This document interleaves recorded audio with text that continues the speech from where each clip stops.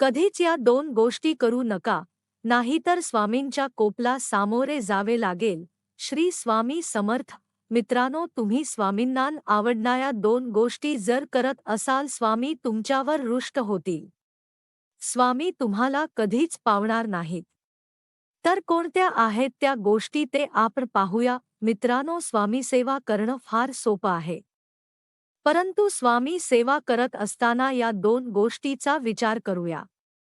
स्वामींना कुठल्या गोष्टी आवडतात आणि कुठल्या आवडत नाहीत, जेणेकरून स्वामींच्या कुठल्या गोष्टी जास्त करत राहिलो तर स्वामी कृपा आपल्यावर लवकरात लवकर होईल. जर स्वामींच्या आवडत्या गोष्टी केल्या तर स्वामी आपल्यावर रागावणार नाहीत. आपल्याला ते आशीर्वाद देतील. नेहमी स्वामींच्या मनासारख्या गोष्टी करायच्या आहेत. तर आपण आता स्वामींना आवडणाऱ्या गोष्टी पाहणार आहोत.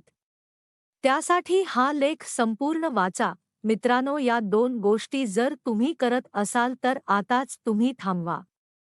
या गोष्टी पुन्हा करायच्या नाही आहेत.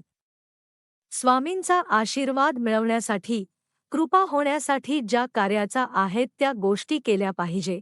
ज्या गोष्टी नाही करायच्या आहेत त्या गोष्टी नाही करायच्या आहेत. मित्रांनो, स्वामी सेवा करत असताना पूजेमध्ये हळदी कुंकू वापरायचा नाही. ते स्वामींना आवडत नाही. मित्रांनो, स्वामींना फक्त अष्टगंध लावतात. पूजेमध्ये हळदी कुंकू वापरात असाल तर ते वापरायचे बंद करा. आजपासून स्वामींना अष्टगंध लावायला चालू करा. दुसरी जी गोष्ट आहे ती खूप महत्त्वाची गोष्ट आहे. आपण स्वामींना जी नैवेद्य दाखवतो, मग तो नैवेद्य कोणताही असो, त्यावर आपल्याला एक तुळसी पण ठेवायचा आहे. तसाच दाखवायचा नाही. स्वामी ते ग्रहण करत नाहीत. तुळसी पान नैवेद्य नक्की ठेवायचं. आपण जेव्हा नैवेद्य दाखवतो तेव्हा जे पाणी ठेवतो ते पाणी अमृत समजून घ्यायचं आहे. ते पाणी प्रसाद समजून घ्यायचं आहे. ते पाणी वाया जायचं नाही. मित्रांनो, स्वामींना फक्त अष्टगंध लावतात. पूजेमध्ये हळदी कुंकू वापरात असाल तर ते वापरायचे बंद करा. आजपासून स्वामींना अष्टगंध लावायला चालू करा. दुसरी जी गोष्ट आहे ती खूप महत्त्वाची गोष्ट आहे.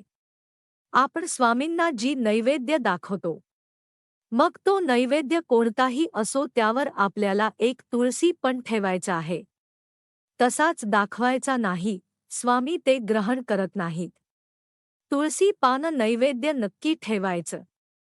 आपण जेव्हा नैवेद्य दाखवतो तेव्हा जे पाणी ठेवतो ते पाणी अमृत समजून घ्यायचं आहे. ते पाणी प्रसाद समजून घ्यायचं आहे. ते पाणी वाया जायचं नाही.